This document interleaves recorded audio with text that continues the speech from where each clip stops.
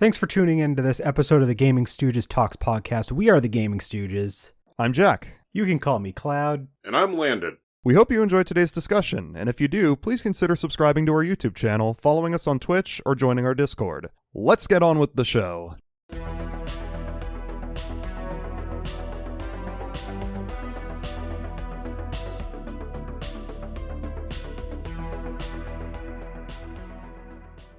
Hey guys, when's the physical release of the Gaming Stooges Talks podcast?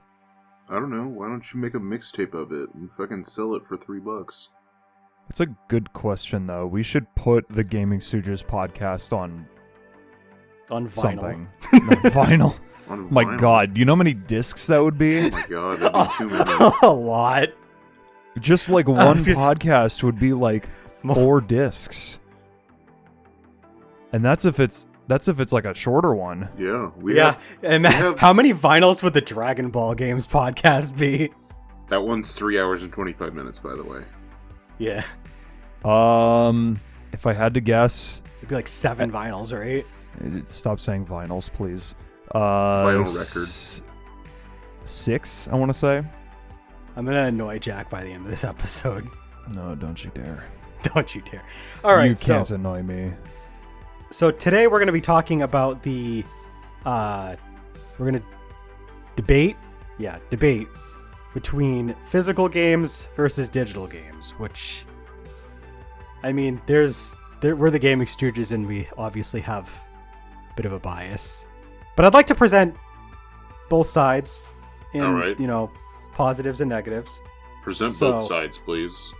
This is where I'm going to be asking you guys. We're going to go. I have a couple of questions that I wanted to go through, and then He we'll always does this. open He the- asks his questions. Yes. That's because that's how a podcast works. You know who you can ask questions to? Cheese Whiz, Cheese Whiz. because Cheese Whiz is right here with us. Well, Trader just walked in and then ran away as soon as I tried to pick him up, so... So, let's start with what are obvious. Some of these are going to be obvious, but what are some pros to physical games? You have it forever. Forever asterisks. Forever asterisk, as forever as anything could possibly be forever. Yeah. But when you own it physically, that is your copy, and nothing can take it away from you. Except time. Except time. But, I mean, everything is a slave to the passage of time, so it just be like that. Yeah. But, yeah. You can potentially have it longer than digital. Yes. I think, Longevity. I was going to say, I think one major aspect of physical games is their constant access. Even if it's through secondary market, there's going to be some form to obtain a physical copy somewhere in the world. Basically, officially, because, digital games. But I think that's one thing, like, you will always be able to find, like, there's, like, local game stores, there's obviously online retail sellers, like Mercari, you've got eBay, just these other markets, there's a lot of people that are usually very frequently selling stuff that you could be looking for, so there's always going to be some sort of market for physical media. So that's one thing that makes physical games good, in a sense. Also, just having a physical box with a, like, game on a disc or cartridge or other, it's just nice to have, It's a lot more fun to just, like, put in a cartridge than it is to just, like, pull it up on a menu and click A. I think that it does make them a little bit easier to keep track of because, like, you can see them with, like, we'll talk more about, like, the cons to digital, but, with digital games, it's a little, you kind of have to know where you've stored your digital library depending on where it is. Like, I mean, with consoles, obviously you'll be able to find that stuff, but, like, PC is like, you have to know where all your games are, but with physical, like, as long as you know where you stored your physical game, you will know where your physical game is. But you can but what lose it. And that brings me to the the next question is, what are some of the cons to physical? What are actually some, like, you know, what are some things that might actually be a drawback to owning physically? Moving. You can make money off of it. According to some people, that's a con. Yeah. I like how Landon is just like, I think Landon was waiting for somebody to notice, but Landon is going the opposite direction of whatever question I'm asking. I was asking what are the pros, and he's listing off bad things, and now that I'm like, what are some cons? He's like, oh, now let me tell you some good things about physical media. But yeah, I think he's Landon. Hi. I think one of the cons to physical is that for,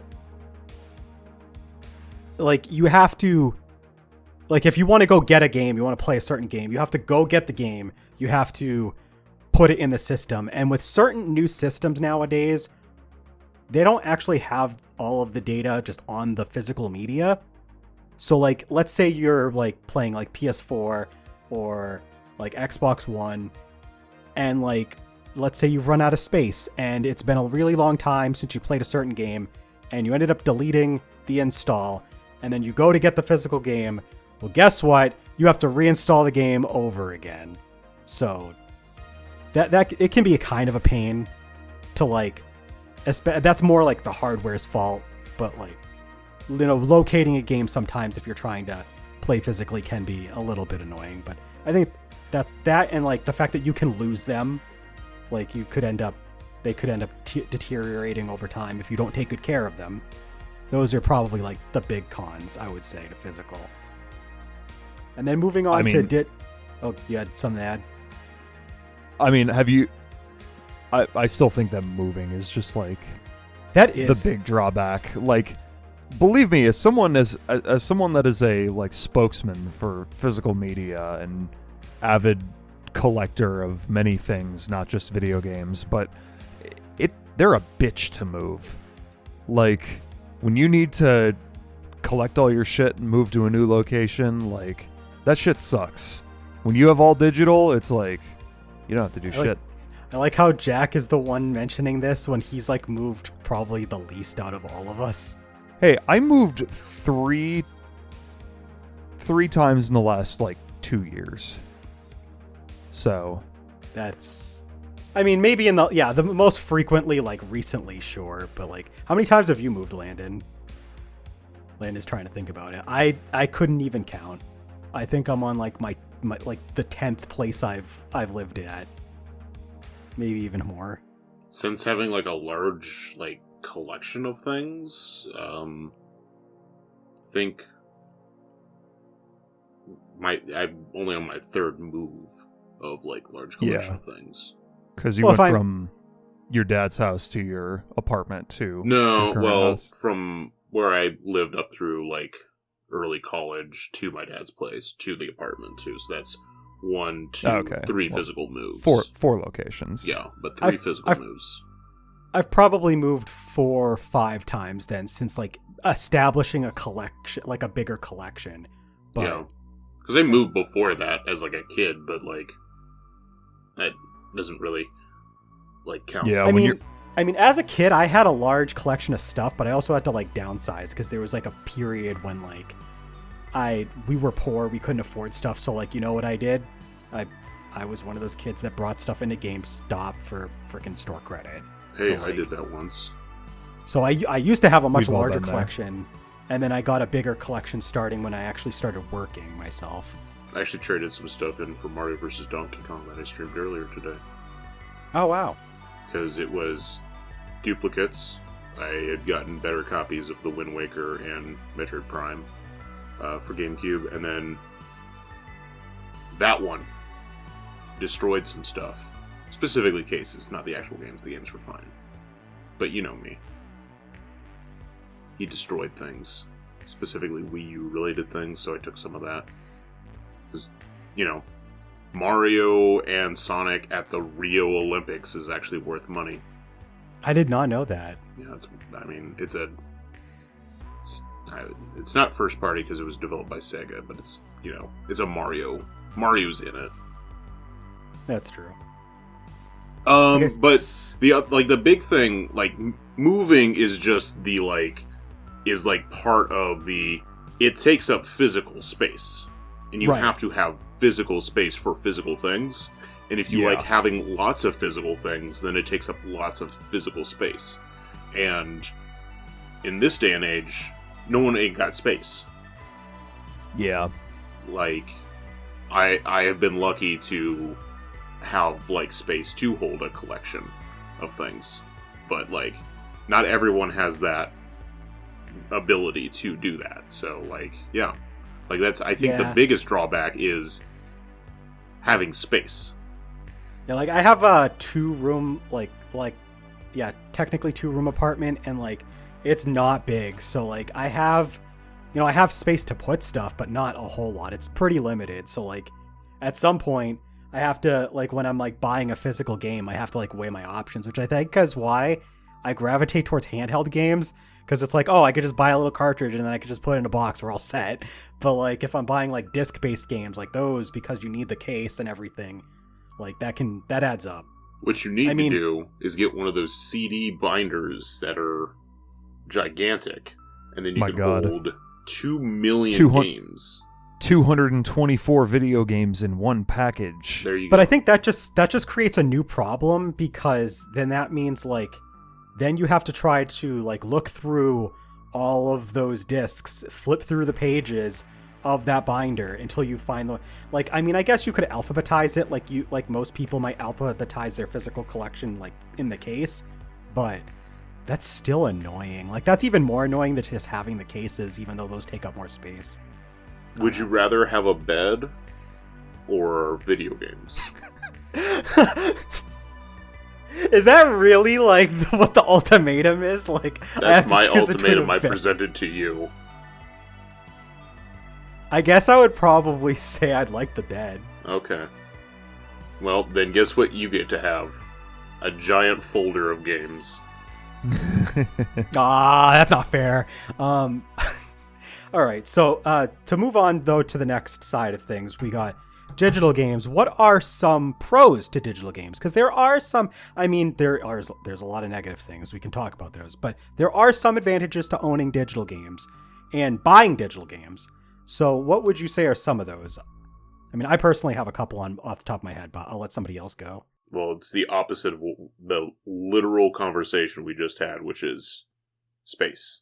All you need is the space to have the console and maybe an external hard drive. Yeah.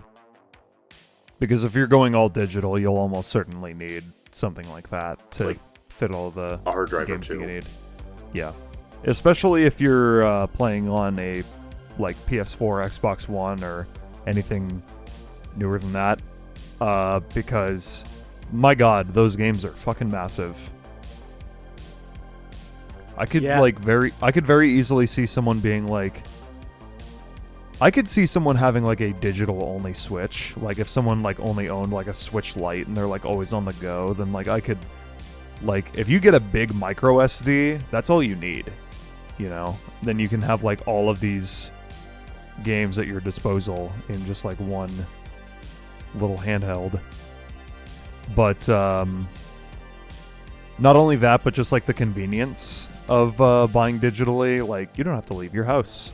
You just need to find your wallet and type in your credit card info. Well, you can say the same thing about, for that specific part of this, you can say the same thing about physical now.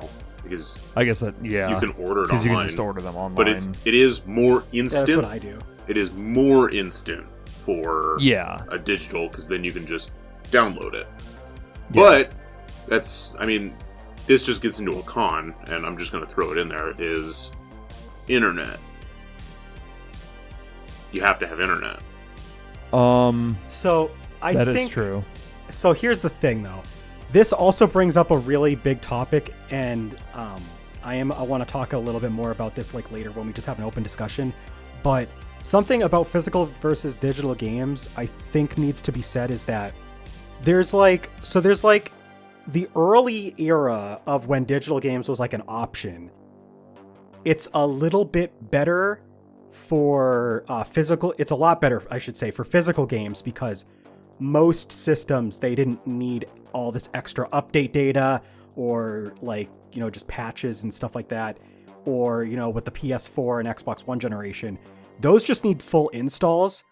So like, even if you have the physical game, this goes back to like a space thing, like hard, like data space on like your system, is that something that might be better about digital now, even though there's also a bigger drawback now, well, I'll get to it, is that digital games are going to take up that space regardless. So at least you already just have the game just able to be booted up.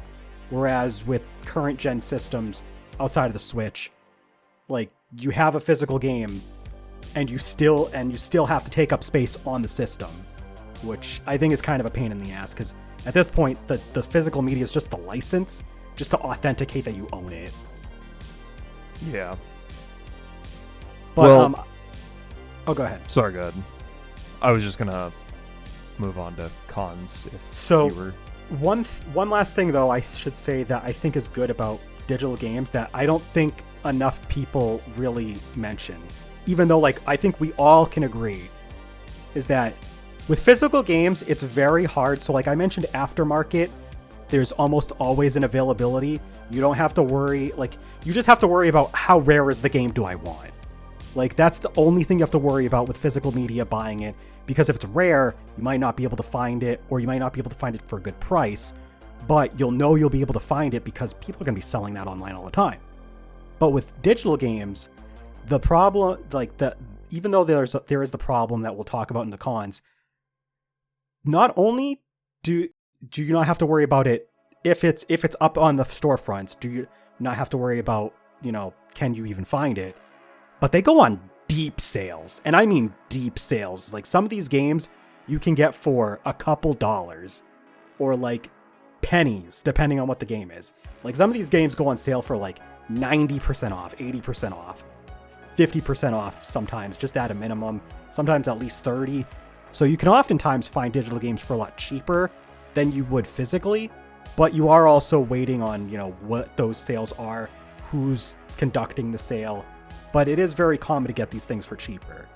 So, I mean, you can say the same thing about physical, because a lot of times, you can go and find, like, a copy of Battlefield 1 for, like, $1. Yeah. That's a game that you can just find for $1. You can find a physical copy of games for dollars, like, pretty cheap. You do have to run into, like, was this game something that was very popular, and so there was like millions of copies sold? Yeah, and then you also have to like look into like is it good? But you can still find like physical games on like super deep discounts. Titanfall 2 is a game that you can find physically for like $10 or less, and that's like a fantastic game. So, like, the super deep discount goes both ways. Well, fair. But, like, my thing is, like, a lot of the time when you find, like, big sales on, like, physical games, like, it's either stuff that, like... So, like... I'm trying to think of how to say this. So, like... The thing... Go ahead. I was going to say, the thing about deep sales on physical product is that it's not going to be for everything. It's going to be for a lot of, like, really common, like, shit that sold to millions of copies. Like, if you're, like, a plus to digital buying is that unless it's, like, a temporary ad, like fucking Mario 3D All-Stars, like, once a game is on a digital market, it's there until the store closes. Like, and you're not necessarily going to be able to find, like, a physical copy of, like, something you're looking for very easily if it's, like, an older game. Not necessarily, anyway.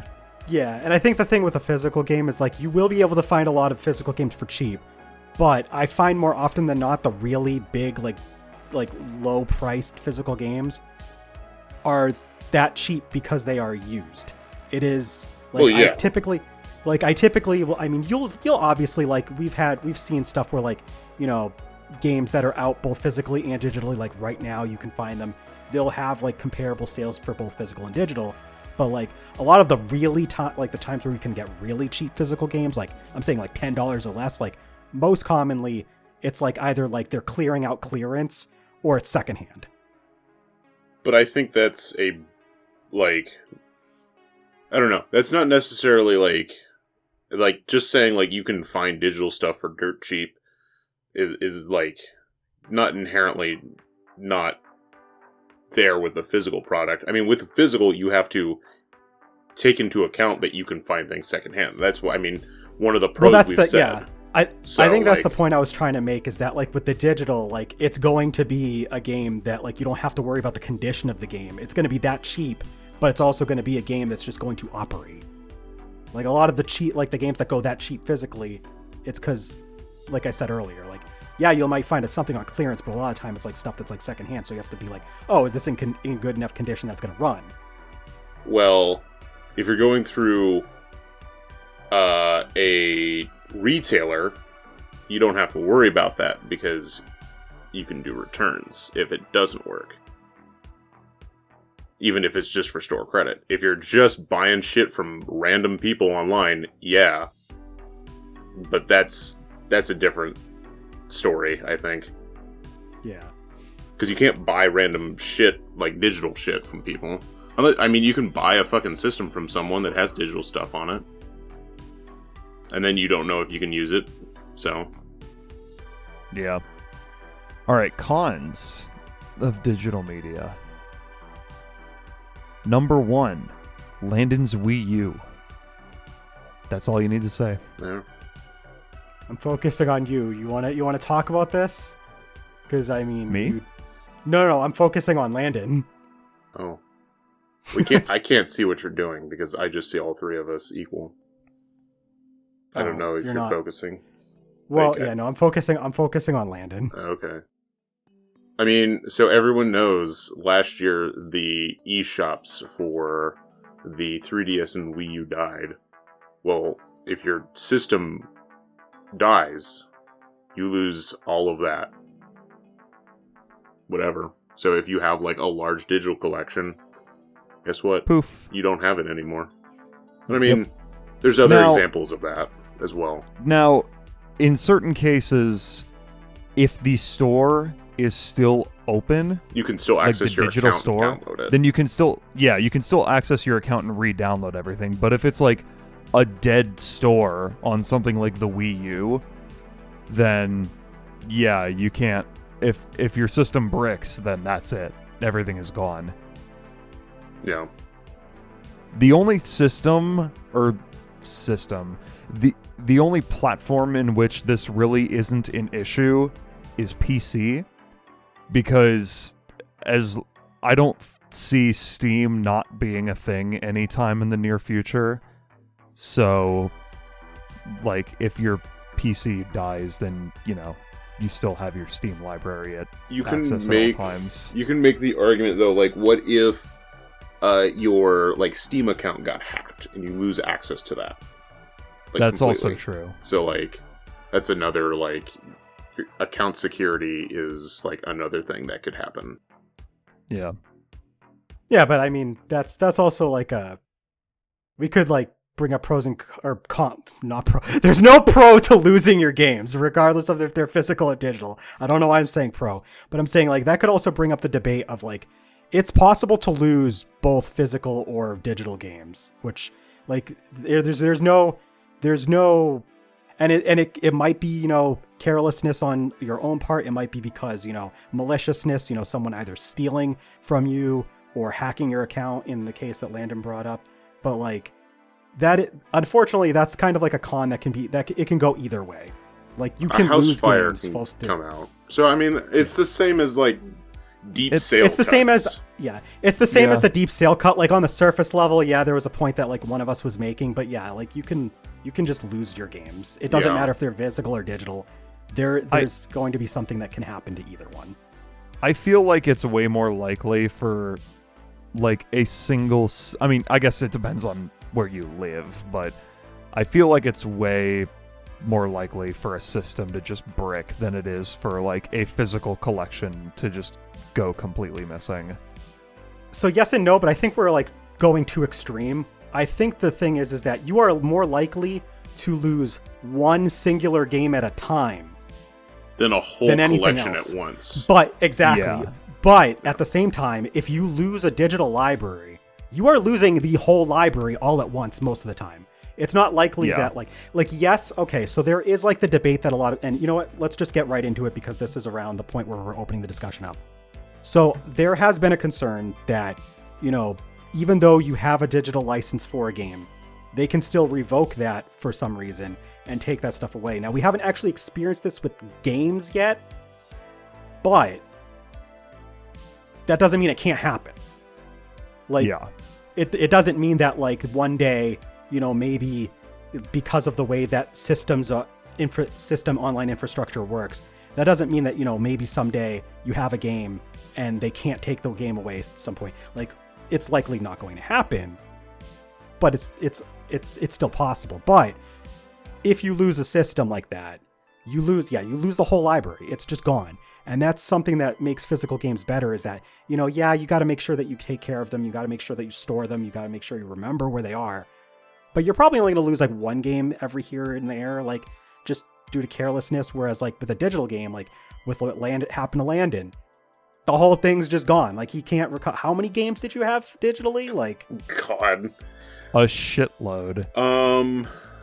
I mean, that a lot. This is related to a question that I was probably going to ask at some point, but like the Wii U was like the one system that Landon like at a certain, like at a point in time, was only buying digital games. Not for the most just part. that one. I'll go into it, and this is, I think, one of my like main like points as to a like digital person versus a physical, and that's when I was just like high school, so like just like end of high school to like early college. I lived in a remote town. Like we didn't get a big chain store until I was like a senior in high school. That's when we got a Walmart. We didn't have like any like video games. Like there was like a local video game store for a little bit. They sold not much, and they didn't last very long. And so how far back was this again? Like what, like year? To put it into perspective. 2010, 2011. Okay, so like while there was online storefronts, they weren't as robust as we have now. Yes. So let's just to put that in perspective for everybody. So yeah. So like for something that I could walk to, because we public transit from the town I was living in to like the other two major towns was very limited. It was like very case by case. I would have to like ask a friend or a parent for a ride because I didn't drive. Like to get physical media was pretty hard. So like I got a PS3 after like the PS3 became mine, and like the Wii U came out, and I had just gotten a 3DS. Those three systems were primarily digital systems for the most part at that point, because it was more convenient for me to download stuff than it was to like order stuff or go to a store to buy it. So like that makes sense. That was the big thing, is that's what happened. And then I moved to where I could go and walk within like 4 miles. There was 3 GameStops, a Best Buy, Fred Meyer's, 2 Walmarts. So like I could just get shit. Oh, and then a local game store like was like also within walking distance. So like it just became like more convenient for me to shift over to like physical media. Yeah, and it also helped that I started getting a store discount. That's different. Yeah. So but it's like it's a person's. I feel like a person's means becomes like the big thing. Is like I couldn't really get the stuff versus now I could. So that's why I switched like back more into getting physical media. I still had a shit ton of stuff on the Wii U, because also they were doing that, like, for the first year or 2 years, you got, like, points back for buying stuff digitally. They had the, like, it wasn't called Beat Bastard program, but it was, like, whatever. If you bought, like, a Wii U at launch, the deluxe edition, the 32 gigabyte model, like, they gave you, like, points back, so I was like, oh, perfect. I don't have to order things online, I can just do it here and, like, get basically rewards points back to save money on future purchases. That works. So I was incentivized by Nintendo to just download things. And then, yeah, I had a lot of games.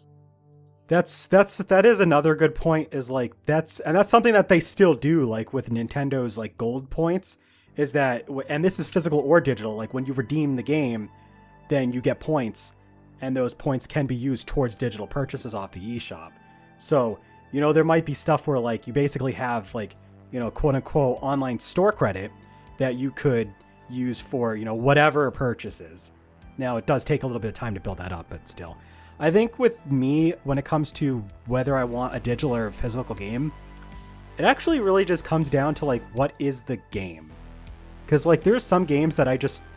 Like, there's some games that you can... Obviously, there's games you can only get digitally because they don't get a physical release, or they don't get a physical release until much later. And I'll say that's one pro for digital, real quick, that we didn't touch on, is we've gotten a lot more games because people can, like, just push games to these digital storefronts. They don't have to rely on a company to, like, market and create physical media as much. Like, that was, like, required during the 80s, 90s, early 2000s. Yeah. And even to, like, some of the early 2010s. Like, it was required to have physical media. It's like indie games were pretty much, like, limited to just, like, PC downloads for the longest time. You had to hope that a company, like, picked you up. And they were never sold for money. Like, they were always just free downloads. Yeah, you had to, like, really hope, like, a company picked you up. Or you had enough, like, cash to just do it. Like Shantae for the Game Boy. Yeah. But then, yeah, sorry, you can go back to yours. I know it cut But, no, that's a good point. I was actually going to bring that up, is, like, that is a thing where, like, we were talking about, like, mostly just as consumers. Yeah. But, like, from a developer standpoint, you know, digital is an option that sometimes that's all you have. Mm-hmm. As a developer, you have made a game once. It is out there in the world. You can go find it. It's still technically not lost media yet. I haven't removed it from Dropbox. Not yet. It's still. So like for me, it depends on the game, and it's kind of like sometimes I just kind of see a game on the eShop because, like, I'm browsing it, and, like, it's a game that I've just never seen, like physically, like, when I'm out at a store, and, like, it's not something I'm gonna go out of my way to, like, go hunt down on, like, you know, online. So, like, sometimes I'll just come across it on the eShop and I'll just get it. But sometimes there's games that are, like, bite-sized games that are easy to jump into, and for some of those, I prefer those digitally because it's like, you know, maybe I'm waiting for a download for another game to finish, or, like, an installation for a game, or maybe I, you know, just only have, like, 5 or 10 minutes of time before I need to go do something. And then, like, maybe I could just put on Puyo Puyo Tetris and just, like, play Puyo Puyo for, like, 5 minutes. So I have, like, that game digitally, for example, because it's just convenient to have it digital. That goes back to the convenience thing, but it's just kind of like a more specific case where it's like certain games I enjoy having digitally because I don't want to have to go hunt it down, because the point of me wanting to play it is that I just have it right there. But there are some games where, like, if I'm going to spend, like, an hour, 2 hours at a time playing this game, I don't really need to have it digitally because I know I'm just going to be focusing on that game for a while, so I can just get it physically. It's like, it's no big deal for me. I know it's a weird mindset, but it is something that, like, I look at. It's like, if I'm going to get the game, like, is it going to be something I might want to play in, like, little bits and pieces, or is it a game that I will probably be sitting down and playing for a decent duration of time? To be fair, I had a similar reasoning for getting Animal Crossing New Leaf digitally at first. And this is another fun story. And this is another maybe con to digital. But for the purpose was it was a game I always wanted to have access to. Didn't matter because it was something you would check in with daily. Doesn't matter how long I was going to check in. I could play it for 4 hours or I could play it for 10 minutes. But it was something that, if it's something you come back to a ton, regardless of the amount of time, it was like, it's way more convenient to just have that and then whatever main game I'm playing that's in the cartridge slot. And then my 3DS broke, and I lost all the save data. Because it was a digital copy. Yeah. I forgot that happened to your 3DS as well. Yeah. I've had a lot of good luck with Nintendo systems. Yeah. And hey, that's another thing. I'm hoping my Switch dies about... next.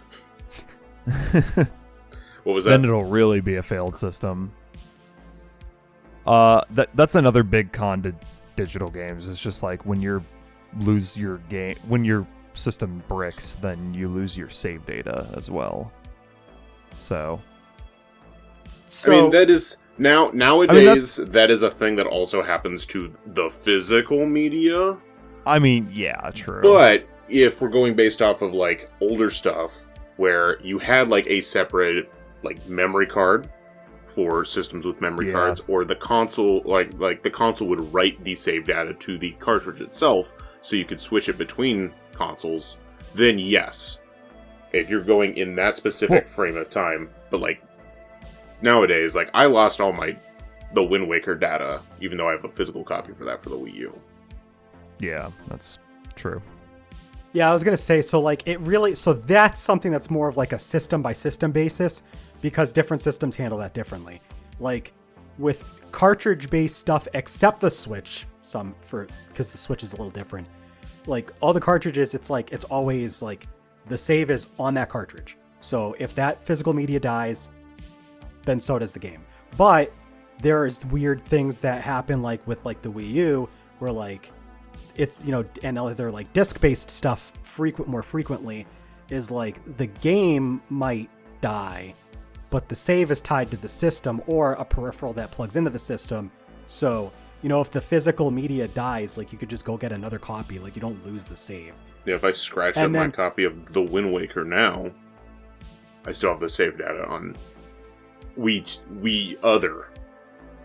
And another thing that obviously, unfortunately, this is something that is something else we could talk about, but I do want to bring up that there are also the option for cloud saves. And depending on which platform you're on, with Steam, it like depends on the game, but you can just do cloud saves. And then with Xbox and PlayStation and Switch, like the cloud saves, it also depends on the game, but you also usually have to like do their subscription service to access those saves. Give them money. But if you have access to that system, and by system I mean if you have access to that service, then even if you lose like the whole system dies, like you can still get that save back. You'll still lose the game, unfortunately, if it's a digital game, but like the saves, I think they've kind of realized that like you need to have at least a way to retain your saves, because if nothing else, people don't want to have to restart their games all over again. Yes. But I mean, which like with like the Wii U, unfortunately, they didn't quite have that. So like, the save was on the system, and if the system dies, that's it. Yeah. But now like that's not even a problem depending on what you're doing.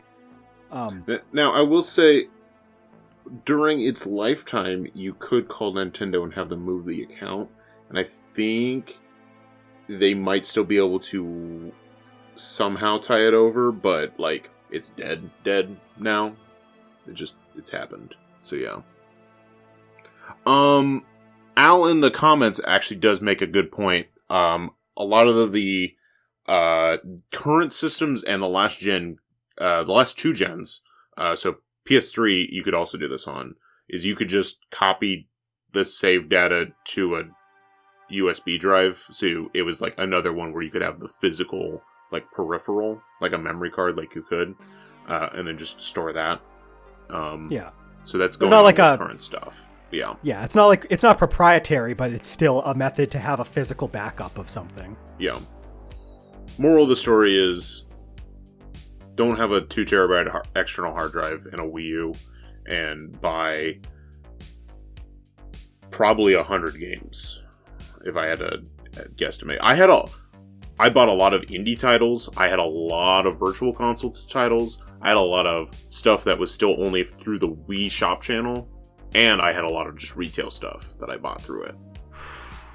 That's so much to lose. I think my biggest regret is that I lost access to Lost Winds. Oh yeah, that's true. Which I never got to do the LP for the first game. Now, did you guys have Jack? Landon and I have actually already like kind of gone into it, but has there ever been like a case by case basis for you, like examples of like choosing whether to get something digitally or physically like that? I very briefly, and this wasn't even like an every time thing. It was more or less just like sometimes I bought digital when I felt like it, and sometimes I bought physical. But the only system I ever really even partially did that for was the Wii U. And that was mostly because I had a 2 terabyte external hard drive, which is way more than I ever needed for the Wii U. Like, absolute overkill. But I bought quite a fair bit of digital games through the Wii U. I bought a decent amount of 3DS games digitally as well. Not a ton, but like 5 or 6 retail games, I think. But aside from that, though, I've mostly just stuck to physical for as long as I can remember, just because I like physical games. That's pretty much the long and short of it.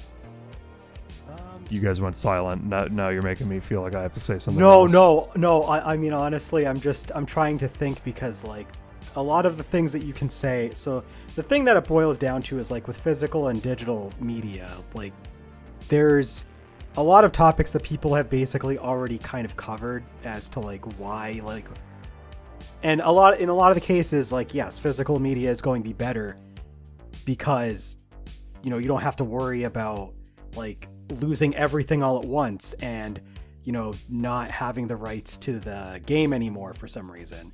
And like but I think that so it's just, I think that's why we like paused, is because like there's only so much more you can add to that discussion. I had a few things that I was trying to think of, and I think I was like trying to touch on them in the middle earlier, and I think I forgot what I was going to go with. So, as far as, so like one thing that I wanted to touch back on though is the fact that, so one of the reasons why, you know, I do want to go back to this kind of topic. So one of the things that has come up is that people are very concerned with digital, that you won't always be able to own your games. You are technically, first, in some cases, especially with more recent systems, you are just renting them. Like if they could like revoke your right to that game, the license to that game at any point. Because the thing was with like physical media, like it's once they've like shipped the game out, like once they've released copies of this game, it's already out there. Like you can't like unship a game. Like you can't tell everybody who's bought a physical copy of the game, no, you have to send that copy back to us. We're recalling the game. Like that's just not something that, to that. I mean they can do it to they can do it to retailers for like, they can do it to retailers, but nowadays lots and lots and lots of games have huge online components, and they can just turn the servers off. That is true too. So it doesn't matter if you have a digital or a physical copy. You lose access to large portions of games or the entire game if it's just a like mostly internet-based game. And you know what? I think that's a really good topic that we can start diving into, is that there's been a problem recently where they do what are effectively online-only games. You have to always have access to that game, and as soon as they shut the servers down, like, and that's sort of a problem with like mobile games most of all. They're pretty much almost always that. Like, yeah, you have like your offline like ports of stuff, like you'll have like the Sonic remaster or like old Final Fantasy, the Dragon Quest games, like, you know, those are going to be more like you only lose access if they randomly decide to take them off the store. But if you haven't deleted them off your account, you can, I mean, and if you haven't deleted them off the device, like, I mean, remember when like Flappy Bird went down and like the phones that had Flappy Bird on them started selling for a ton of money? Yeah. Because I mean, the same thing. You couldn't get the game anymore. It was the same thing with PT. Right. Yeah. You could sell a PS4 for a good amount of money. But yeah, no, that is a. I mean, I feel like that's a totally different topic. It's like, yeah, we just got into it because we like flowed into it. But I feel like online service games is just, that's its own ball. It is. And I don't really think we're going to end up doing a podcast like exclusively on those though. Okay. Because, like, so then digital versus physical and online service games, here we go. We might as well just open that can of worms up, because like that is a problem that is kind of like, because for a long time it really was just like, you know, digital versus physical media, but now we do have to contend with this third member, this like triple threat match with online only like live service games. The ugly cousin live service. I don't know what you guys are talking about. I don't have disgusting. A problem. It's Is fine. that Dokkan Battle? It'll live forever. What else would it be? I mean, there are some games that are probably going to last for an extremely long time, and Dokkan Battle is one of those. I think it's in like 10 years now. I think. Yeah, it's getting there. No. It's like I think this was either its 9th or 10th year like anniversary. I was gonna say. I want to say it's 9th year. Yeah. Wasn't it? I think it was 2015? January. I think it was January. Was its 9th year for Japan. January 30th, 2015. Yeah. So like 9 years. It makes enough money that it'll at least last 10 years. It'll probably last another 10 years, to be honest. It'll probably outlive me. Yeah. You're going to be on your deathbed and you're going to be like, I need Dokkan Battle one last time. Okay. Now, I'll say, addiction aside, we'll put that away for now. Because, you know, may or may not be an addiction. Who knows? No one's ever going to tell me one way or the other. I find myself liking, like, the live service stuff less and less. Like, and I wasn't super huge into them to begin with, but, like, just, like, the commitment to playing, like, even something that's, like, mostly online is just, like, fallen, I feel like, behind for me. Maybe that's just, like, the world I live in now. Because, like, even, like, stuff like Splatoon, that is not an online service game, but has a strong online component to it. Yeah. I don't know the last time I played Splatoon 3. I haven't even played the story for Splatoon 2. And now this is something that we could debate that's kind of only tangentially related, but it is a problem with, like, it's almost like they're trying to kill off physical media with this sort of design game, like, aspect of game design, because by constantly having a game that needs to update all the time, a game that needs, you know, constant patches, or, you know, they add lots of DLC, or, you know, that's just like you said, maybe they don't actually like update it to like super often, but it is still a live service game and you have to be online to play it a lot. You know, even if you have a physical game, like, what does that mean if it's literally just a physical version of the license to play the game, and you still need to, you know, always have that sort of service connection? It's like you're owning like 90% of an online game or a digital game that just has a physical aspect to how you own it. The only hope you have is that someone sets up a fan server. Right. And that's it. And thankfully, I mean, there's communities that are that like dedicated that sort of thing happens. Because like, I don't know if you guys know about it, but the DS Pokemon games, they have created fan servers that restore everything. You can access the battle tower in like Diamond and Pearl. You can access the event Pokemon distributions from all the games. You can do like the online medals for Black 2 and White 2. Like, if it had an online element to it, there is a fan community that has restored all of that. And that's something that like you are like increasingly as time goes on, we'll have to rely more on communities for these games to keep them playable, depending on like how much of the game relies on this sort of thing. Which it's unfortunately it's like an aspect of just development, less so, you know, physical or digital, like which is better sort of thing. But like older games, having it physically is just great because it's like you just have the game and then you just play the game and like that's it. Like that, you know, maybe there might be situations with like Street Fighter or some other game where like maybe you want to make sure you have the best release of the game because they had multiple releases and those have extra content or, you know, tweak things or something. But most of the time you buy the physical game and you just have the whole game. But like newer games, like you don't. So that's just an aspect of that kind of muddies the whole physical and digital debate quite a lot. But it is something that's intertwined with the topic because of just how games are developed now. Nintendo, PSA real quick. Related, trust me, don't worry. Why do you release Pokemon with DLC when one of the DLC is not out yet, so you have to still download it? Why would you sell Mario Kart 8 with the deluxe pass, except it only has 5 of the 6 passes on the cartridge? Why do you do this to me? Dumb as fuck. It really is. It's like, why?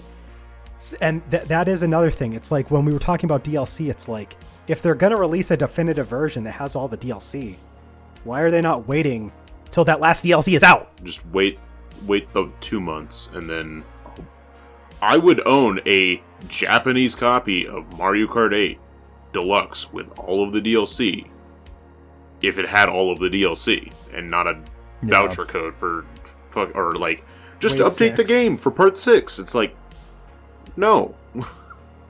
And actually, Have everything on the cartridge, you cowards. This is a good story that I wanted to mention. So I used to work the electronics department at my store, and there was a customer I had who would come in very frequently, and I would thankfully be, you know, knowledgeable enough to be able to explain, you know, what is and what isn't to him, because he doesn't have internet access on any of his game systems. None of them. So, you know, he'll ask is like, can you play this game offline? And it's sad because like as time goes on, it's like more and more of those games, it's like, well, kind of, yeah, but like there's this stuff that you have to connect online to.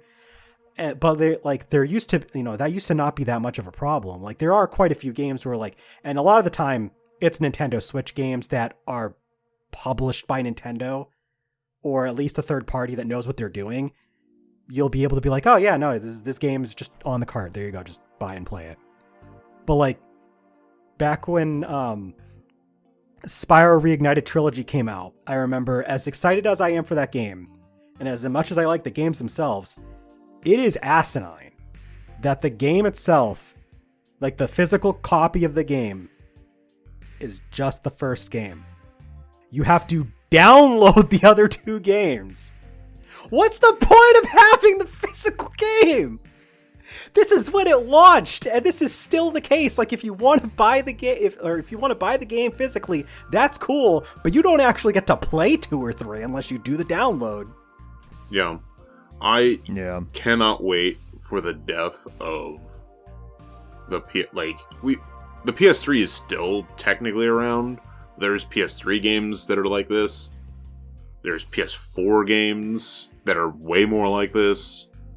Like once these systems like cease as far as like online connectivity and everything, you can't download updates.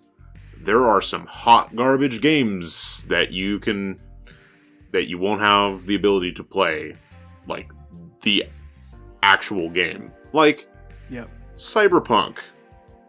That's a game that if you buy the physical game and that's all, you don't have updates. Well, one, I don't know if you can even play it because you have to have, I think, an update to even play it.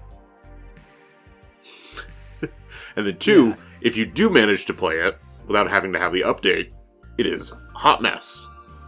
And you need the updates in order to like experience what everyone has experienced at this point. And the only way they'd be able to remedy that is if they eventually release like a physical version that had all that stuff on it, but like they probably won't do that until like a really long time from now. You know what? They released a PS5 Series X version of Cyberpunk with Phantom Liberty. Guess what is a digital voucher? Are you kidding me? Is this real? Oh my god. It's real. So, hey, maybe the disc has, like, some of those updates on it, so you can, like, have a better experience with that. But it's like, the point to pay $60 for this is, you know, the Phantom Liberty crap. So, there you go. Yeah. It's a perfect world we live in, and, nothing wrong at all. We don't live in like a hellscape where our games have less and less value as new games are released that don't even have the complete game anymore. No. It's great. What about download code only boxes? The absolute hellish combination of digital only versus physical. I was gonna say, that is a topic we should definitely talk about because that does track with today's podcast. Oh my god, it pisses me off so much. It's like there's literally no point to a physical release. What is the point? The point is for a grandmother to have a gift on Christmas or a birthday. That's pretty much it. That is the point. I know that is not the point you would like it to have, Jack. But that's the truth. But that's really the point. That's why they make Fortnite code inboxes with DLC skins. Oh my god. They can gift Fortnite. That's and it. It's yep. No, that really is true because like there's been so many times where like I'd have customers that would like come in and like they were trying to get Fortnite for their kid because they didn't know that it was actually really just a downloadable game. It's free to play. But exactly free to play. The only reason why there's these physical cases with it is just for the skins. That's it. Just for the extra little content pack. That like they don't need I've literally told like parents because they'll be like, "Oh, my kid wants Fortnite." I'd be like, "Yeah, you could just go download that for free. It's like on the store. You can just get it." They'd be like, "Wait, what? Really? What's this over here then?" I'd be like, "That's just a content pack. It just adds more to the game. You don't need it. Just go download it." My favorite part about these is it says in big fucking words on a lot of them, like DLC only or like no disc or something. And then download code only. These people just like buy it and then they come back and they're like, there's no game in here. There's no game in here. Like, and I go, it's like, well, close the box and then show them the thing that says up top on it. Can I return it? No, you opened it. And it sucks too because it's like yes, we can be mad at like someone being stupid for that, but that is predatory behavior on the part of the industry trying to do this. I'm not. I know you know. We're just to establish with the listeners. Good thing. It's bad. It's very bad. But like, it's not fun for anyone. Really, anyone. The only person that it benefits is the people making the money off the sale. That's it. Like, you know, the company that put that game out there, and game in quotes because like with Fortnite, it's not even a game. It's like they're the only ones that win here. Yeah. You, me, the kid that was supposed to get that, like, we all lose. Everyone loses. Yeah. No, but like building off of what Jack was saying, like it really does suck that there are games, like full games, like Mortal Kombat 11, I think, on Switch. Not the regular game, but like the Aftermath version when they like did like that all one of the was a extra digital stuff. code and box. Yeah, the whole game with the extra content, like not even just the download code for just the extra content. No, the whole thing. Nickelodeon All-Stars Brawl 2 is a code and box. Yep. Lego 2K Drive, when that first came out, was a code and box. And then they put out a physical cartridge for it. So weird. Yeah, there you go. And like, it baffles me because like obviously the only reason they're doing this is because there are people that don't shop for games online, so they don't have any other means to buy the game besides going into a store because they don't know how. Like there are people that don't know how to do this, or people so, like, that only have cash. Like, exactly. Like people don't that forget, only have like, cash. Yes, there's people that still only use cash, so like that's their only option. So that is the only reason why these things exist, because like otherwise, it's like if you were to sell a game without a physical media, like you could just have it on the eShop, or just have it on the PlayStation Store, or just have it on Steam. But what really like irks me is how ugly the cases for these games are because of that. Like it has never gotten, like, it's gotten slightly better, but even like the games that have like huge installs, do you remember for the Switch, like the NBA games that had like the huge banner across the top that was like requires download? And I was gonna say it's the same banner, the banner where they put the where it says, you know, download only if it's like for Fortnite instead. Exactly. Yeah. Like it's a huge banner, just takes up like a whole like nice quarter or third of the. It's like closer to a quarter, but like a huge chunk of the top, large portion, and it's ugly. And that is something that is another problem with how games are distributed now, is like even when you have physical games, if they have that download component to them, it makes owning the physical game less desirable because you don't want to look at that ugly piece of shit on your shelf. At that point, I just wouldn't even buy the game. Like, I'm not going to buy Nickelodeon All-Star Brawl 2 on my Switch just to see that shit on my box. Like, no. It's rough. I was gonna say, that was legitimately, I'm not gonna lie, that was legitimately why I didn't buy Nick All-Star Brawl 2 on the Switch a little while back. When I had a bunch of extra money come in, I was looking for games to get, and I ultimately was like thinking of, you know, games I was going to buy. And like I looked at like Super Mario RPG and like a couple other games, and then I was like, oh, Nick All-Star Brawl 2 is out. And then I looked at it and I was like, I don't like that box. That box is really ugly. I'm not getting that. Yeah, it's a thing. Yeah. Anyway, I mean, this is probably bound to be a much shorter discussion because there's only so much we could say. But was there anything else we want to add to this whole discussion before we kind of move on to? Oh yeah, we have a second topic actually. We do. I didn't get a link. I didn't get a link for it, but I'll try and grab a link. Did you guys want to? Well, I'll just do a recap real quick for the digital versus physical. I think for me personally, I like having the physical media, so I like the physical. But I don't discourage anyone who wants to do digital only. Just know that there are pros and cons to whatever you choose. And I hope you've come to a point in your life where you've made the choice that works better for you. Right. If you haven't at this point, now's a good time. Yeah. Yeah. I'll say for my final thoughts on the matter, I think that there's a place for both, but you really have to it's not a simple cut and dry case. Like by and large, for like a lot of situations, you'll probably want to just have a physical copy, but that's not always the case because sometimes the way that they're making games nowadays, you lose either way. So just pick whichever works best for you. essentially. And it's like even companies that like tote like we like bringing digital only experiences to physical, like limited run. Sometimes those don't even have the complete thing on the cartridge or disc. So, and it's also really fun to just wait for something to come out physically, if it be a year or more later. But that helps, I think, myself in the long run. Gives me less games I have to worry about.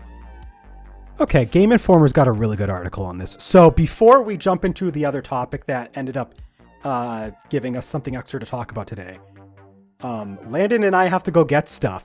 So Jack is going to talk at you about our socials and stuff like that. Hi, that's me.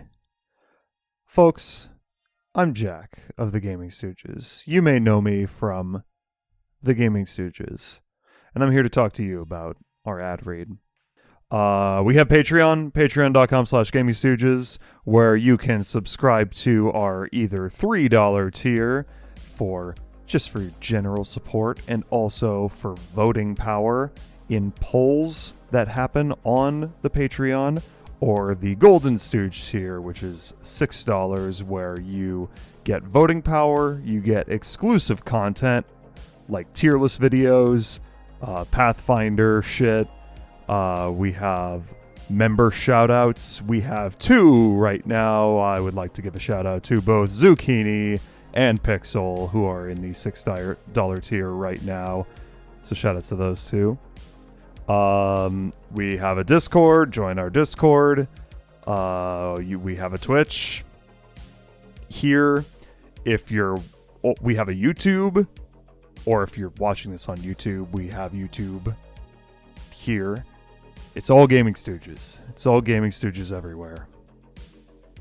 That was pretty much it. I've run out of things to say, and they are taking longer than I thought they would. So, has anybody had any good sandwiches lately? Or how was everyone's day? How is everyone doing today? Let's see if there's anything else I can squeeze out of this.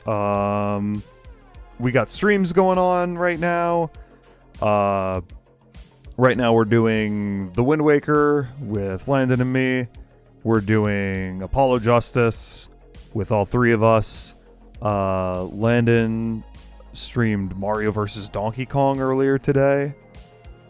That was cool. And if you're listening to this on Spotify, then earlier today is as of when we're recording this, which is February 22nd. Oh, thank God, Cloud is back and I can stop rambling. Hi, Cloud. Save me. Save me. Save me. Hi, Cloud. Hi, Jack. Did you already get through all of the... Yeah, I ran out of things to say fairly quickly. Wow. And you did the shout outs and everything too?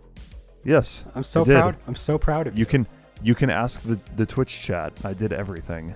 Nice. Epic. All right. So I'm just going to go. Actually, no, I have to wait for Landon because Landon wants my reaction. He's back. Okay, yeah, cool. Landon's back. Thank God. What? What's up, bitch? What? Oh. I just got back a moment ago. What? We're just greeting you. Oh. Apparently, Jack already ran right through all of the stuff he had to say long before we got back. Yeah. Did you fill You guys time? took a while. Yeah, a little bit. I talked about our streams that we were doing. Oh. I asked about sandwiches. Oh, okay. Okay, there you go. You All did right. the good stuff. Yeah. Landon, did you want me to go first? Okay. So, I don't have everything that was sent to me, but Landon sent a bunch of basically a Tillamook care package. And he got me, I didn't show it off, but like I used some of these like snack black pepper cheese slices for like cracker sandwiches recently. And he also got me some shredded cheese, which I've been using here and there. I used some on waffle fries. Earlier, I put it on this like Totino's pizza to give it some extra cheese. But this time, I have Tillamook farm-style cream cheese. I've never had a cream cheese bagel in my life. This is going to be my first time doing it. I can't believe this. I'm not a cream cheese guy. The only time I've ever used cream cheese was to mix it with Oreos to make Oreo truffles, and I would like freeze those, and then I dip them in chocolate, freeze them, and then make a dessert out of them. So this is gonna be the very first time I do this. Landon, you can share stuff while I'm getting this ready. Oh, hey folks, I have. I posted in the spoilers a little bit ago, but I have from the chocolate collection brownie batter from Tillamook. All right, let's dig in. I choose not to react because I don't want to react to things that I can't have. It is. Oh, there's the chunks. Okay, it is chocolate. There is chocolate chunk in there. If you're watching this live, you can see that chunk. Maybe. I don't know if you can tell, but it's in there.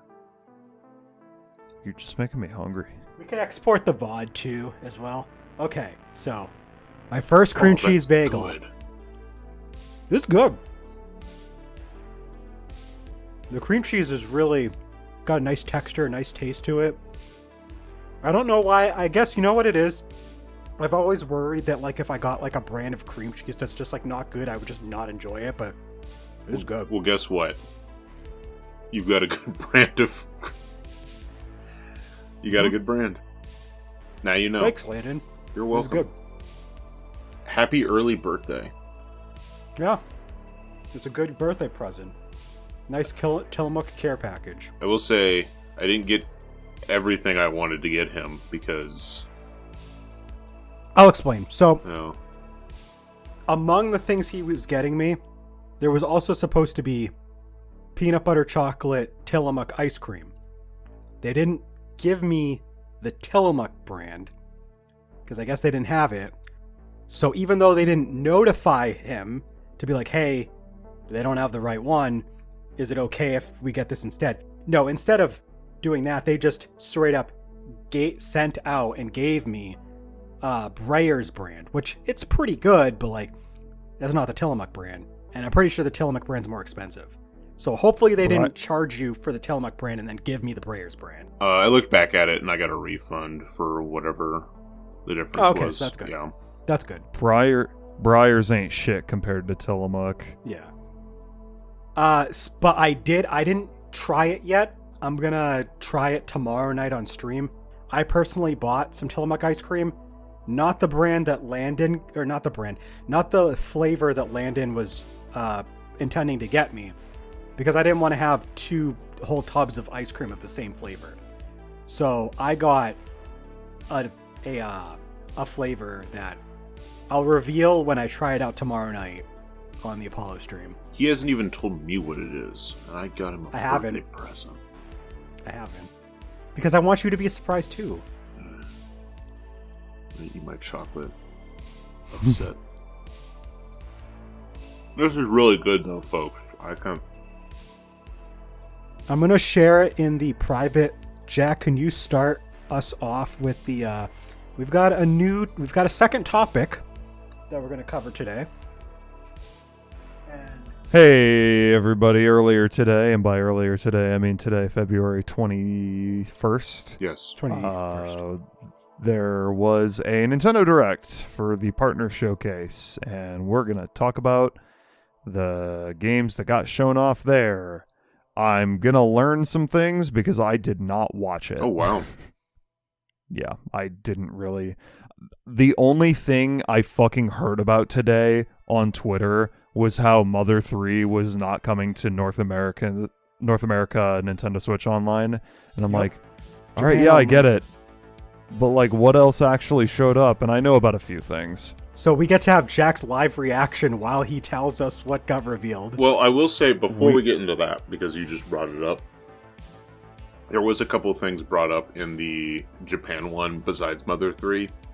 What is it? Renesis? Something like that. Raid Shadow Legends? Raid Shadow Legends got announced for the Nintendo Switch.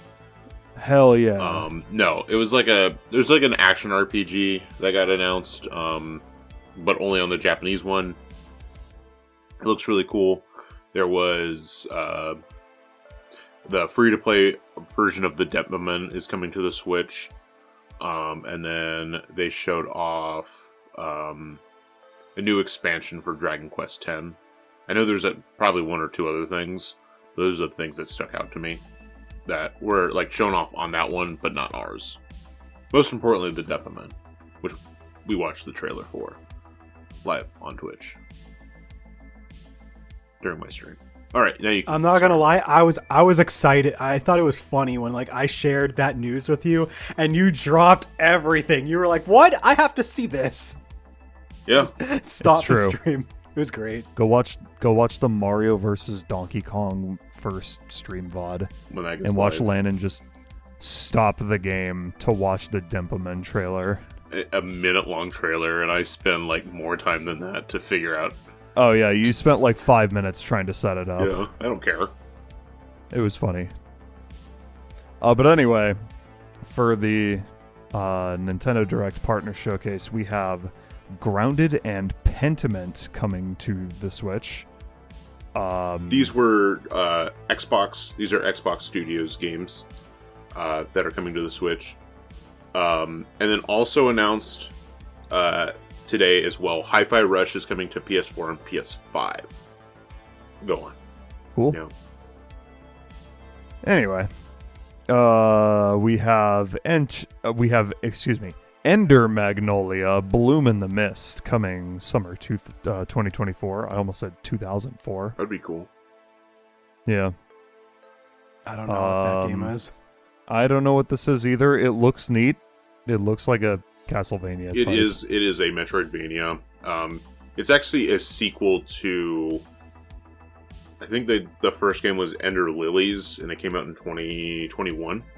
I'm not familiar. Yeah, the article says it is. Yeah, Ender Lily's Quietus of the Night. Yeah. Yeah. We have Arranger, a role puzzling adventure coming summer 2024. It looked fun because you could switch, like, whenever you move, like, all the tiles move along with you. But I don't know. Yeah, screenshot that they have doesn't do that justice. You have to watch it. Like, Yeah. you have to watch the trailer for this one. I'll definitely do that. Unicorn Overlord gets a demo today. Oh boy. I don't know what that is. It's a tactics RPG from Vanillaware. Okay. Yeah. So it looks good. Like, visually, it looks good. I did not get a chance to download the demo yet. And the game comes out, like, in, like, 2 weeks. I think the game might come out before this podcast. March 8th. Or alongside the same time this podcast comes out. Yeah. So, I don't know. We'll see if I get it. It's been on and off my list, but I haven't, like, pulled the trigger on it. We got Monster Hunter Stories coming summer 2024. It's a re-release. Yeah, that is a which is a release of port the 3DS of a version. Yep. Or yeah 3DS game. 3DS game. We have a port, or not port, but like remaster of Epic Mickey for the Switch, which is That's actually pretty cool. cool. I mean, never that game's been Never played the original Epic Mickey, but I mean, I've heard it's got, some people that pretty happy about it. I played the original, and I enjoyed it. And I was like rewatching like comparisons for the two, and this looks like a huge touch up, especially like comparing the original like opening cutscene to this cutscene. We'll have to see what like the gameplay comparisons look like, but like the opening cutscene is a huge touch up. nice. We got SMT5 Vengeance coming June 21st. I didn't realize that was the release date. That's amazing. This one is a little weird. It is SMT5 again, but when you boot it up, you can choose the original campaign or the new campaign. They start off doing like the same stuff, and then they split at one point. So if you choose one, you just go, you auto hard a path, or you auto path like the original game. It has some of the content from like the DLC content from the original game is like in this too. You'll have access to. So, and like the new campaign is roughly the same size as the original one. So you get about 80 hours of like gameplay both ways. So about 160 hours total. Yeah. That's a fuckload. The save data... That is a lot. The save data, if you own the original, does not carry over. You can port over, I think it's 3 monsters from your compendium. And like some bonus items. Yeah, no. That's so weird. It's like, I would have expected one or the other, like hard stop, not like this weird, like, oh, you can have some pieces of it come over, but not like the whole thing. And there's like new monsters and new characters and new quests and everything introduced in the new story. So yeah, it's a little weird. I'm excited because it's more SMT content. Yeah. But like, I also never finished the original, so same. And knowing that you don't get to carry over whatever progress you did make, it's like you'd have to start the whole thing over again. And that's if I just want to replay the original storyline. Yeah, that's like not even including the new content that they're giving you. This can be a whole conversation, because Atlas has done stuff like this in the past. It's like, I hope for things like Persona 4 Golden or Royal, or what they did with Strange Journey Redux, where you get, you don't have the choice. It like embeds like the new content into it, while you can still play the story of the original. Like, I think I prefer that. So even if I have to replay through the game, like there's like new stuff throughout. Yeah, because like at that point, that's really just like, that's the same thing as like what Pokemon used to do. It's like, oh, here's Pokemon Platinum, here's Pokemon Emerald. Like it's new content that's like embedded into it. So it's like, it's better to just not have the choice. Yeah. But like, I get what you're saying. It's like, it's not embedded in. It's like a separate thing. Yeah. So you have like 2 games, but the game that they didn't change, you can't even bring everything over. That's weird. Or I would have rather, because we knew about this day before, because it got rated for Korea. Yeah. The Korea rating board posted it, so we knew the title, but we didn't know anything about it. I kind of was hoping it was an SMT4 Apocalypse situation, where it's a totally different game with, like, just carrying over, like, some of the, like, it was like a side sequel, because it's like, well, if you had done this ending in the original game, if this happens, then this game is, like, the continuation of that. Like, I liked that for that, and if this was, like, that for SMT5, then cool. But it's not. So, it's like this weird in-between space of all of these things. So we'll see. It's, once again, SMT5, from what I played, really fucking good. So I'm not upset. It's just a little weird. Jack, did you want me to take back over now that I'm ready, or did you want to keep going with it? I'll keep going. I was going to say, I want your, like, live reaction, so it'll be cool. Yeah. We got the Star Wars Battlefront Classic Collection. I am excited about this. Will they have online? Yes. It has up to 64 player online. I know. Yeah. So no, I'm actually seriously buying a Star Wars game in 2024. If it's Battlefront 2, hell it yeah. It is. It has the weirdest price though. It is $35.01 USD. What? Yeah. No. Yeah. Check it. Oh wait, is there? I was gonna say, is there like a significance to the number 3501? Is that why? It's what 50? Like what is the unit number? It's the 501st or something. Maybe, I don't know. There's like the 501st Squadron or something. I think is the playable squadron in it. $503 or something. I'm seeing $31.50 For the price of the game? Yeah. No. He's asking if there's a that's 10. That's 10% off. Never mind. I was looking at the Nintendo online pre-order for it. It's currently on sale, but its normal pricing is $35.01. Yeah. That is weird. Yeah, I see it on the eShop now, like by looking at Nintendo Store. It's like $35.01. Yeah. But anyway, Star Wars Battlefront 2 campaign. Oh, classic. Star Wars Battlefront 2 online. Oh, double classic. Oh yeah. That's a good price too. Future stream title. For sure. Oh yeah. Anyway, continue. Yeah. We got Sword Art Online, Fractured Daydream. Pass. This one I don't even have comments for. Just pass. We got Gundam Breaker 4. Yeah, baby! Yo, Gundam Breaker 3 was legit. So I'm actually pretty interested in playing this one with Al. This is probably going to be pretty fun.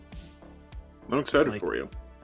Oh yeah, it looks cool from the trailer. I was like, that's cool. I'm not gonna play it, but it looks really from cool. what I don't know how this game's going to play, but I mean it's Gundam Breaker. If it's whatever it's carrying over from Gundam Breaker 3 gameplay wise, it's gonna have me like sign me up. Like the music's fun, the hack and slash gameplay, the customization for the gunpla, super cool. So like I'm interested in this. Like. So yeah, no, I was pretty hyped to find this one out. We got a new Super Monkey Ball game. This one I did know about. Super Monkey Ball Banana Rumble coming June 25th. They gave I pants. What has the world come to? This is what the future that liberals want. Monkeys to wear pants. Yeah. Look down. You're wearing pants now. No. But yeah, I'm excited for that. I love Super Monkey Ball. I love the first two games anyway. And this one looks like it's gonna be pretty good. It looks pretty good, honestly. I'm excited for it. We got World of Goo 2, baby. I knew about this one. Well, they had like told us about World of Goo 2 before. Well, but they showed it off. Like, there's a big trailer that shows off some of the new stuff in it. I mean, I knew that they showed it off today. Yeah, but no. But yeah, it looks fucking good. Oh, ooh. Give us a physical release, please. I hope. Please. I want it so bad. Just make sure it's not a Peggy logo. Thanks. Yeah.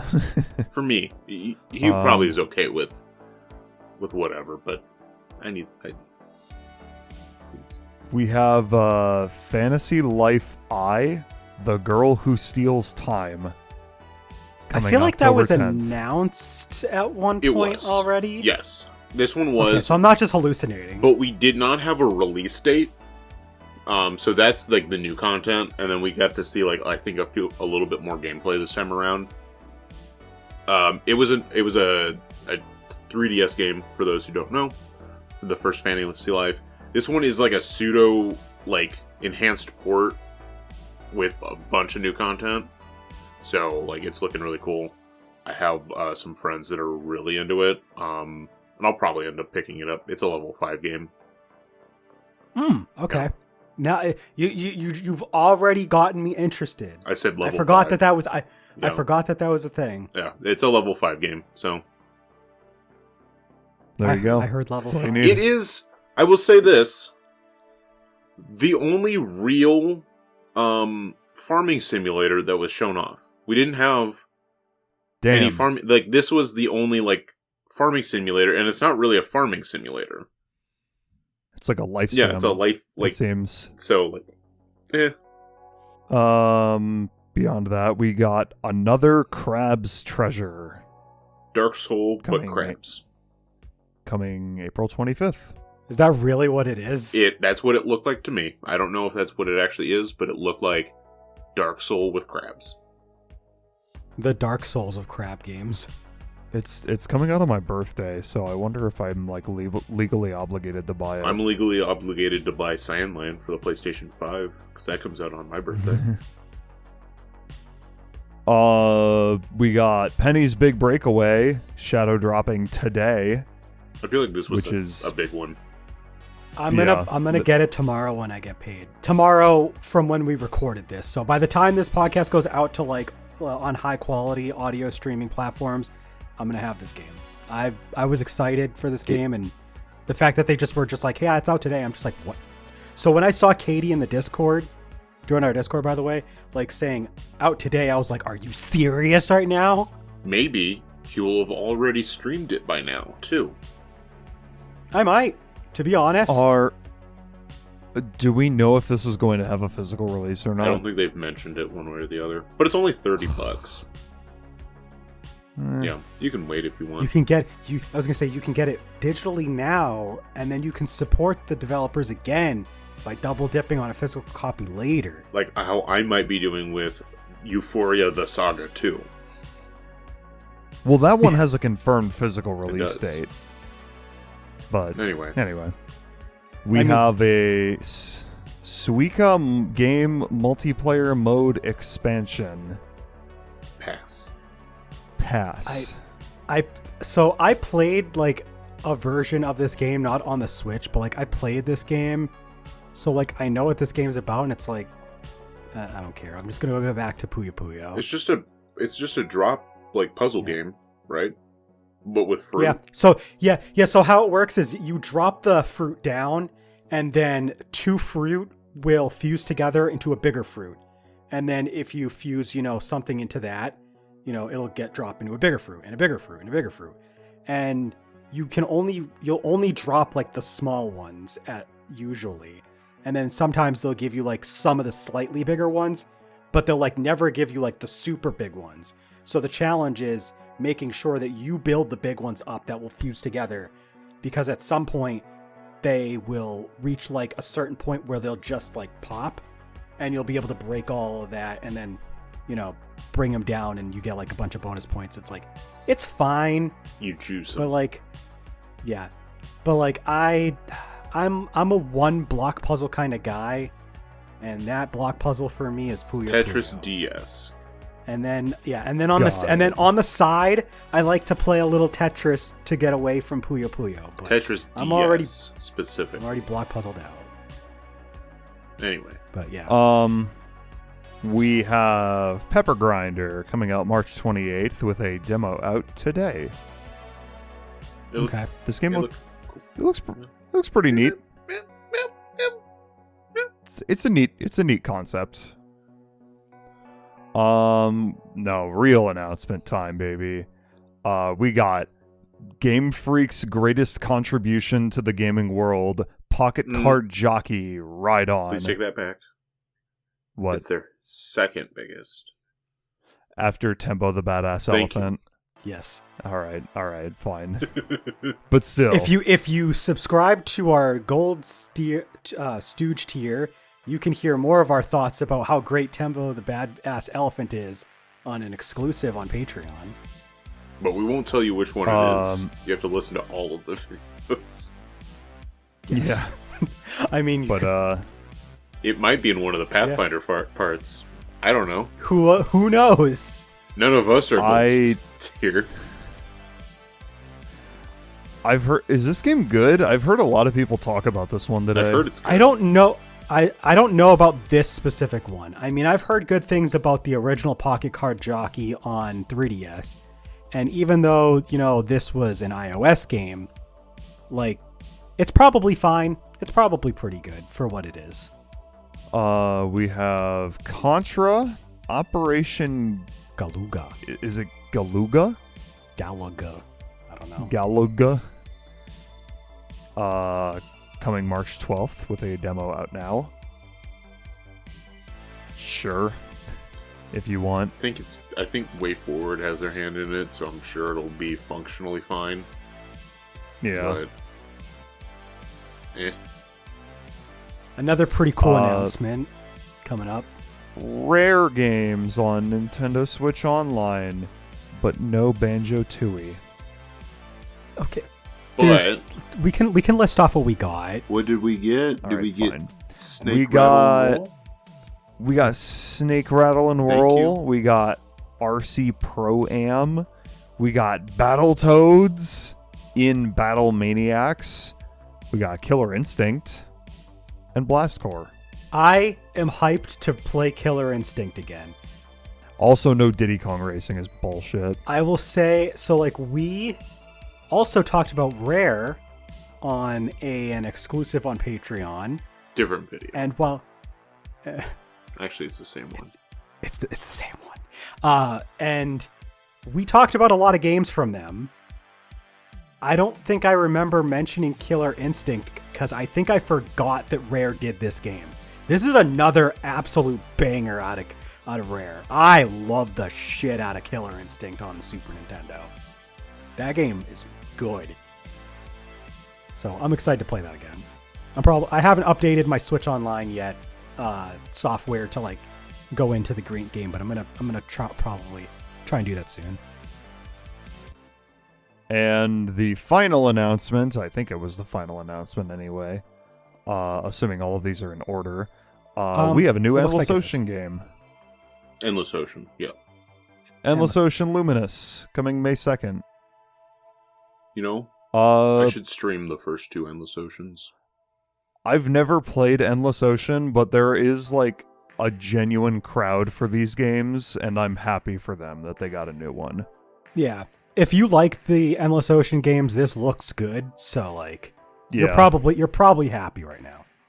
Mm-hmm. This is like the same shit as like Nintendo giving us another Code Recollection.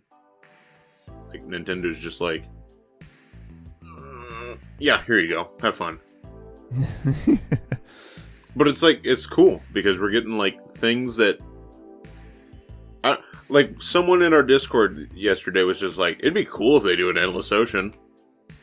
Yeah. And then it turned And out here it is. Here it is. Here we go. It's kind of, What did they know? I was gonna say, it's pretty cool that like the Nintendo Switch has gotten these like things to happen where it's like, here's a new game in a series that you didn't expect to see a new entry for, and out of nowhere, here it is. Like, just have it. Yeah. On that note, because like I really have been like debating like getting them, but I'm going to at some point this year make it a priority to get the Famicom Detective games, because like, Yeah, they re-released those as well, right? yeah, they've been out for a Switch. while. I was hoping by this point there'd be a physical. That's right. You were waiting on a physical release, and they just There was a limited edition Japanese only that did not support English. So, like, at this point, I'm like, well, I'll just buy them. Yeah. Both of the games for $60 is not bad. I was also kind of hoping for a sale at this point, too. So, Oh, yeah, no, that is something I think would have been nice to have seen, but oh well. yeah. So, I'll just buy them, and maybe we'll stream them, because I feel like those would be right up the alley for something to stream. Maybe one day. Considering our channel's history with stream games, like that is the definition of a game that you guys stream. Like that is absolutely right there. It's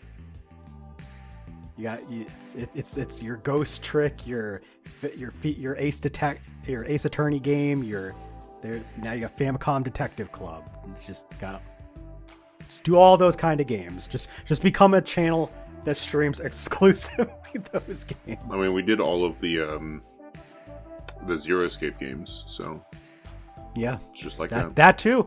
I didn't even mention those. Thank you for pointing that out too. Yeah. It just furthers my argument. So yeah, that was the Nintendo Switch Partner Showcase. I think it was not. Yeah, it wasn't a main direct, but I think overall it was like pretty good. For a partner showcase, I think it's pretty good. Like, I mean, we've had some bad partner showcases before. Like, remember the one where they ended on fucking, what was it?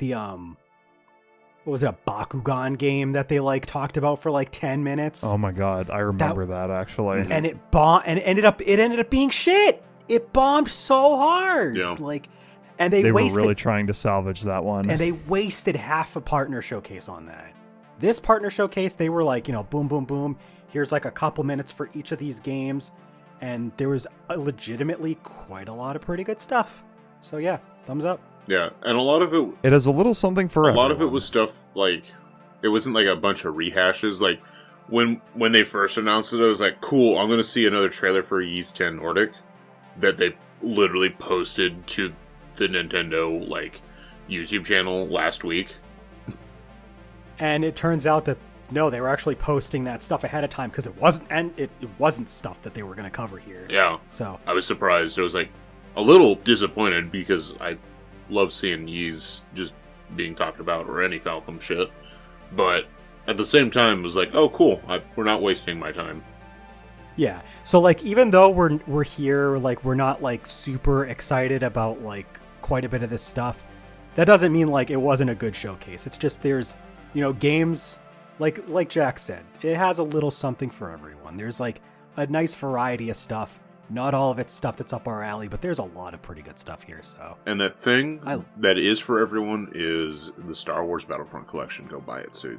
Hell yeah! Play that. Go spend $35.01 before tax on this new game. What's that? I don't have tax. Well, I do. Have fun with your higher property taxes. I don't own property. I know. He has to own property for that to be a problem to him.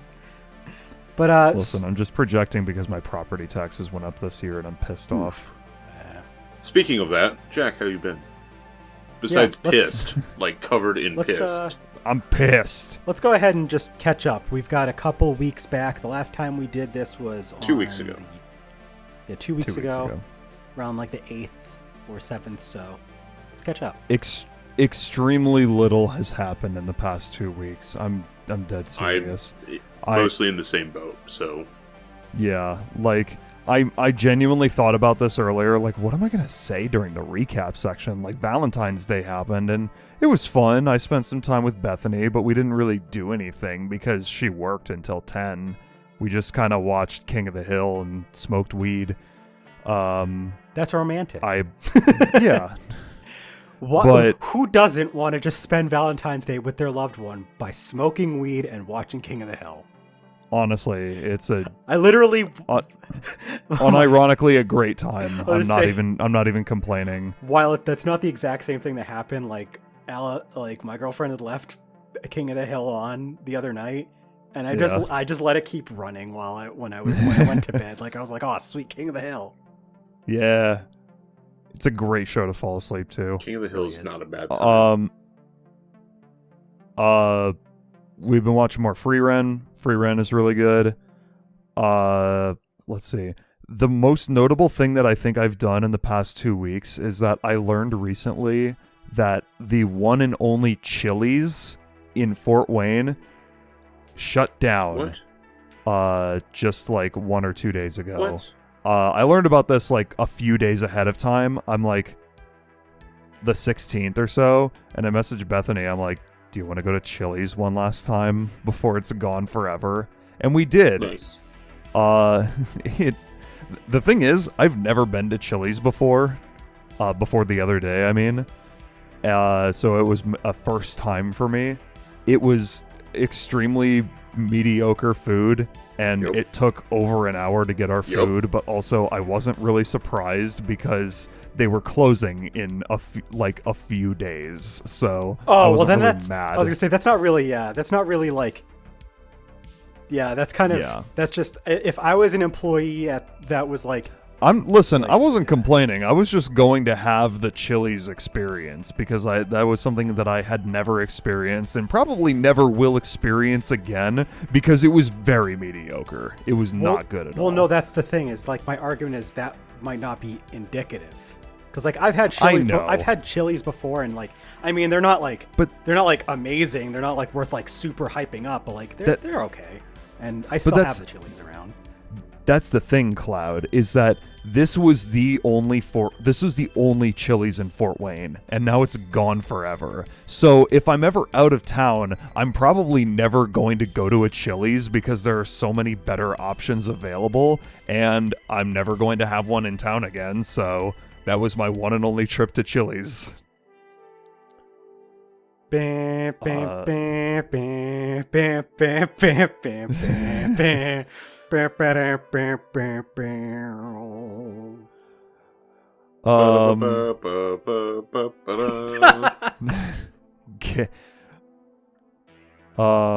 Anything else new? I think that's it. Okay. I think that's it, honestly.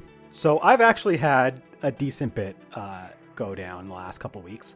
I've been continuing to upload some new content to my solo channel over on Azure Flute, Pokemon centric channel, and my last two videos have been pretty good.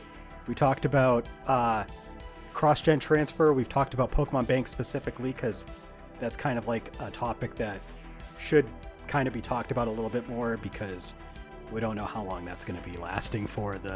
What we talked about earlier, the 3DS and Wii U eShops closing. Well, the online services for the eShop or for the Wii U and 3DS are going down in April.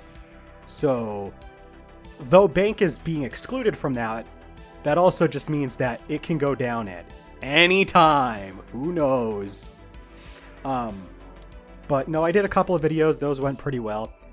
For Valentine's Day / my birthday / last or late Christmas gift because she didn't get me one. My girlfriend got me Pokemon Scarlet to go with my copy of Pokemon Violet because I am doing living decks. I've been doing that for a while now. So I've actually been recording my gameplay from this. So I've got like a good 6 videos already of this game so far. I'm a good third of the way through. I think I did 2 Titans, 2 Gym Leaders, 2 Team Star Bases. So I'm not quite a third of the way through the game because there's stuff after the 18 main things, but making progress on that. So I've been playing a ton of Bravely Default still. And I probably played the most Bravely Default in the last couple weeks than I have since I picked the game back up. I am 45 to 50 hours into this game now. I am right before a turning point in the game where I don't know everything that's going to happen, but I've been told by multiple sources on the Discord stuff happens very soon and the game stops being good. So I don't know what to expect. I've been putting it off. I'm grinding and doing a bunch of side content. I've still got this one optional thing that I'm gonna try and do before I do the turning point, but come time for the next podcast, you're probably gonna be hearing me talk about Bravely Default, and it's not gonna be as positive, probably. I don't know. Nope. You might like it. I might like it. Who knows? It could be an approach that most people don't like, and I'm oh, I get it. I don't know yet. I'm gonna find out. But so far, I am loving it. I hesitate to say until I beat the game that it's my new favorite 3DS game, but it's definitely become one of my favorite 3DS games now that I've clocked a bunch of time into it.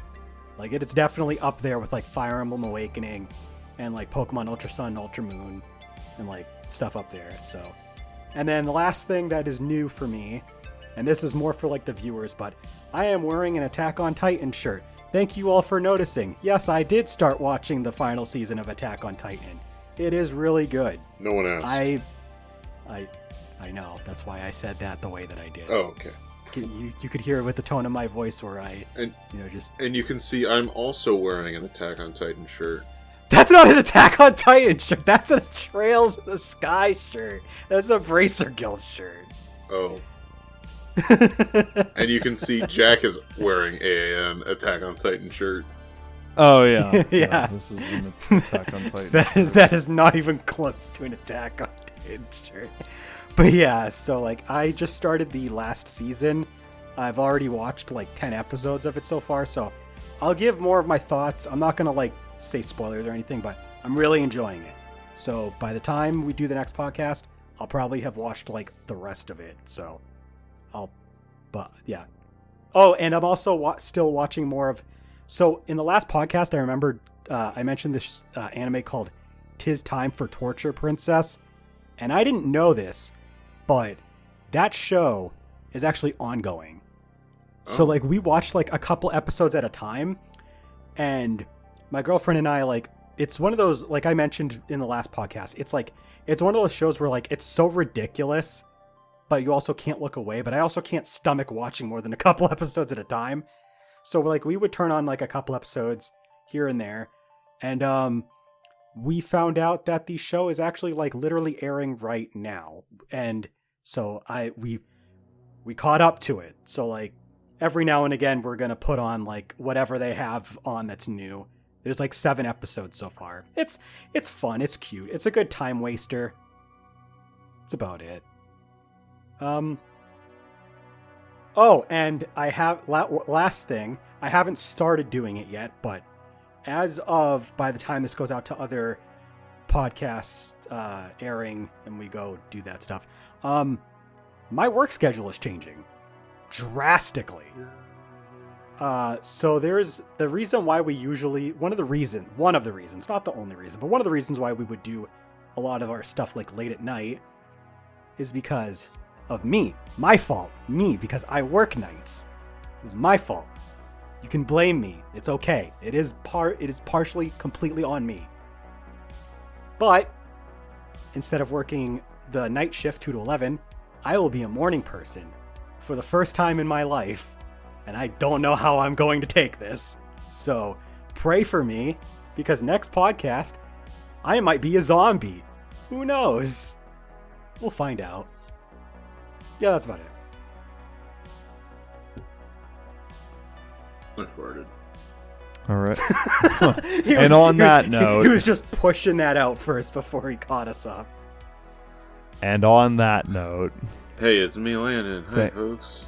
Hey. I was thinking about it and I was like, man, we didn't really do a whole lot. Because the last one was let's say around the 7th or 8th. Yeah, so I guess we did. I can't remember if we did it on the Thursday or the Wednesday of that week, so it's one of those days. Yeah, but it doesn't really matter.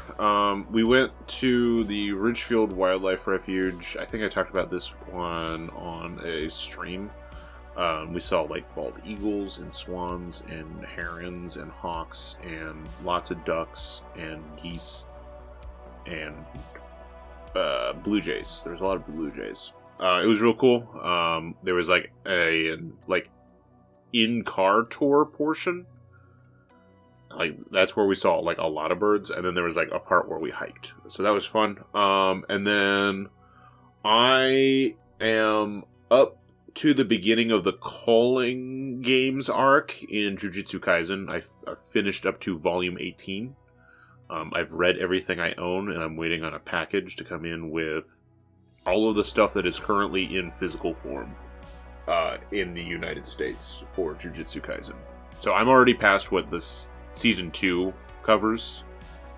Nice. So we can talk about that when you get there, Jack. I'll get there one day. We're not in a rush, but I have some opinions on some stuff that happens by the end of the Shippuden arc. Let me just say that. You might have Keep that in opinions, mind. but I have a cream cheese bagel. Damn. Well, that took all the wind out of the rest of this, so I guess I'll just make it quick. Yeah.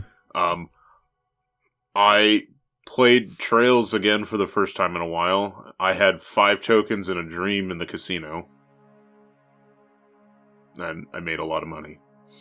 That's all I need. And then Nice. probably the biggest thing I've done is I finally beat the main story for Professor Layton versus Phoenix Wright Ace Attorney. Hell You yeah. know, I'm currently playing through all Good the job. special episodes because I was able to still download those. You don't need the eShop. So if you still have a copy of that and you have beaten the game,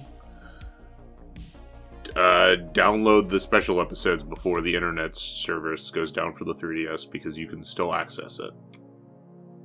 They're really funny because the characters just like basically break the fourth wall pretty much the whole time in all of these, and like they try to explain why things, because it's basically taking place a year after the events of the game happen. So like Phoenix and Maya are revisiting London and like visiting Professor Layton and Luke, and like they're like, why is there still a tree in the car? Because that happens at one point in the game. Is there's a car accident and the tree goes into the car, and then Chimley shows up and he's like, well, guess what? We turned the park into a tourist attraction because your game was so popular, and we launched people into the tree at the end of the tour. Yeah, no, it's fucking weird and funny.